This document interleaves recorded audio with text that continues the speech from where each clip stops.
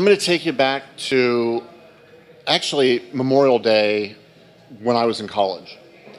Memorial Day weekend. And when I was in college, I played a lot of volleyball. I love volleyball. I lived, breathed volleyball. I would play it I play it morning, noon, and night. And so about this time of year, you play outdoor tournaments. And so me and a bunch of friends that I had played with, we went down to Virginia Beach to play in a two-man tournament, several two-man tournaments, one on Saturday, one on Sunday, one on Monday. And we went down, we played the first tournament on Saturday, we went back to the apartment where we were staying, and then we went and hit the main strip down at Virginia Beach. I don't know if anyone's ever been to Virginia Beach, but strip, wonderful, great restaurants, great bars. And so me and three friends went, my doubles partner and then two of my good friends that I played volleyball with for a year, 2 years. And so we left the bar, or left the bars. We hit the bars and left the bars after probably around 12 o'clock, midnight, because we had to go to another tournament in the morning. And as we were leaving, as we were going back to the car, it was my bright idea. I guess this could be one with the best intentions. I saw this amusement off to the side called bumper boats. And most of you have probably seen a bumper boats amusement. And so I said, guys, let's do bumper boats. So we went on the bumper boats. And you do what you do. Essentially, they're bumper cars on the water in an in-ground pool. And you end up splashing and kind of like screwing around. And we had just a few alcoholic beverages before this, maybe more than a few. But we got off of the boats, and as we're walking out of the bumper boat amusement, this again is something that was done probably with the best of intentions.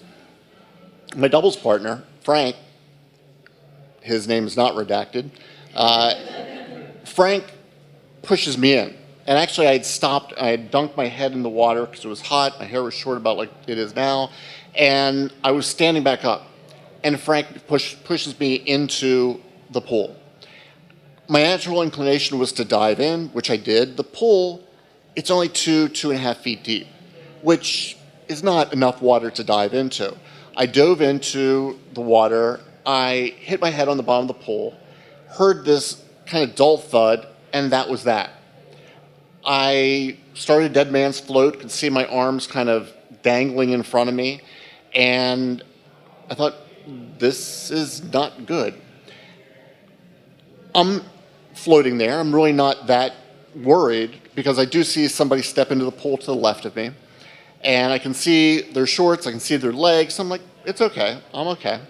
The next thing I know, I'm laying on the side of the pool, and my friends are standing around me, and I'm like, what happened?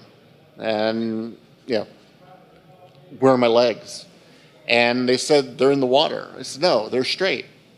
And this isn't making sense. I'm like, oh crap, this is not good. And so they call the ambulance. And the biggest thing I'm worried about at this point is I think I gave myself a concussion. And I'm afraid of what my parents are going to say because I'm thinking, oh no, I'm going to be in the hospital for 3 days. Well, ended up being in the hospital for 6 months, and that's another story. But we got to, I guess I could segue into another story, but I'm not going to. I got to the emergency room, went through, I was in the ICU for 3 weeks, and the thing I wanted to get to about the best intentions was my friend Frank was the one who pushed me in. And essentially I had a spinal cord injury. I guess I kind of skipped over that. That's how I ended up in a wheelchair. Had a spinal cord injury, and that left me as quadriplegic. And so Frank would come and visit me when I was at the hospital. This is in Virginia, everyone was from Maryland. He would come down to visit me. And he had the best intentions. And there was never a moment at which I ever blamed him for what occurred. Not one single solitary moment did I blame him. But that's not what I could see in his eyes. I could tell that he was racked with guilt. And I had a social worker ask me at a rehab hospital that I was at, ask me, which person would you rather be? And I said, that's, if you could take away the obvious physical stuff that happened, who would you rather be? And I said, that's, almost the most silly question, because I'd rather be me. Because I'd never be I would never want to be the person who caused that to happen to somebody else. And I felt badly for Frank. And I still feel badly for Frank. And I harbor no ill will, no animosity whatsoever. I don't blame him.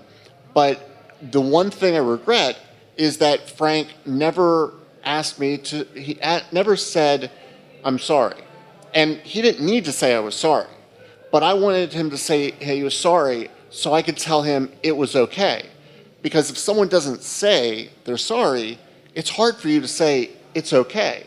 And you shouldn't, don't worry about it. And so I don't know where Frank is today. If you would say, well, look on Facebook and try to find him. His name's Frank Smith. Try to find a Frank Smith on Facebook. I would love to see him today. I would love to hug him. I would love to tell him it's okay. There's no problem. I know he probably has a lot of guilt. I feel badly about that. There's nothing I can do about that. But he had the best of intentions. He was screwing around, and that's what guys do, especially when we're young. We screw around, and bad things sometimes happen. It's not the end of the world. I wish I could see Frank again and let him know it's all okay. It's not a big deal. Not in my mind, nor has it ever been. So.